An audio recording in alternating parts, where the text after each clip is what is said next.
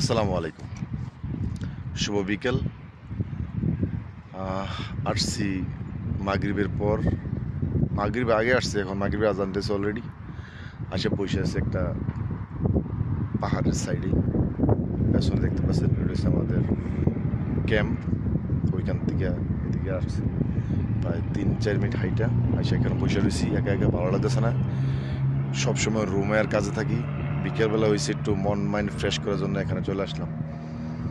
যেহেতু রোদ নাই এখন, তারপর তারপরও যে তাপমাত্রা রাস্তা থেকে উঠতেছে, খুবই ভয়ানক তাপমাত্রা। আর সৌদির তাপমাত্রা সম্পর্কে জানেনি, অনেক তাপমাত্রা, দিনে বাইরেও জানা। বিকেলে একটু বাইরে এলাম হাঁটতে, আর বৈশা এখানে। আর মূলত এই জায়গার একটা পার্কের মতন, পার্ক না, এটা একটা অ্যাপার্টমেন্টের মতো, মানে ব্লক। চারিদিকে রাস্তা করে এসে দেখছেন, এগুলো এসে বিক্রি করার জন্য রেডি করে রাখছি। যারা সৌদিয়ান আছে তারা কিনে কিনে বাড়ি করে। যাক, এখানে বিকেলবেলা ম্যাক্সিমাম মানুষ ঘুরতে আসে, হাঁটাহাঁটি করে। যারা ডায়াবেটিস, বিশেষ করে যারা সৌদিয়ান আছে, ওরা বিকালে ফ্যামিলি নিয়ে হাঁটাহাঁটি করে পয়সা কফি খায় বা চা খায় বা কোনো পার্টি আয়োজন করে। বিশেষ করে যেহেতু শুক্রবার, ওরা বেশিরভাগ শুক্রবার বৃহস্পতিবার রাত্রে অনেক আড্ডা করে, অনেক রাত পর্যন্ত। এখানে আমার সামনেও আছে, অনেকে বসে আছে ফ্যামিলি নিয়ে, বসে আড্ডা করতেছি, গাড়ি থামাইয়া কফি খেতেছি।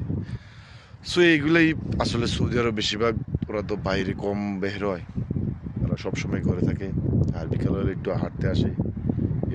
সৌদি আরব মানে মরুভূমি, পাথরের দেশ। এখানে কোনো গাছগাছালি খুবই কম, খুবই রেয়ার। সৌদি আরব গাছ মনে হয় খুবই কম, 8 থেকে 10% হবে যদি গাছ থাকে কোথাও। অনেক দূরতে মাটি কিনাই না হয়তো ওরা গাছ এগুলা লাগায়। আর শুধু দেখতে পাচ্ছেন, শুধু পাথর ছাড়া কিছু নাই। সৌদি মানে পাথর আর বালু।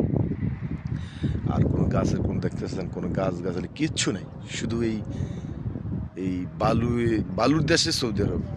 যাই হোক, বিকালে আসলাম ঘুম থেকে ওইটা একটু মন ফ্রেশ করার জন্য বাইরে আসলাম, আইসা বসে রয়েছি। আর আপনার মাঝে একটু বক বক করার জন্য আসছি, এই আর কি। এটাই মূলত প্রবাস লাইফ। 10-12 ঘন্টা ডিউটি করার পরে আসিয়া একটু ঘরে শুয়ে থেকে তারপর রাতে আবার রান্না করে ঘুমান, আবার কাজে যাও।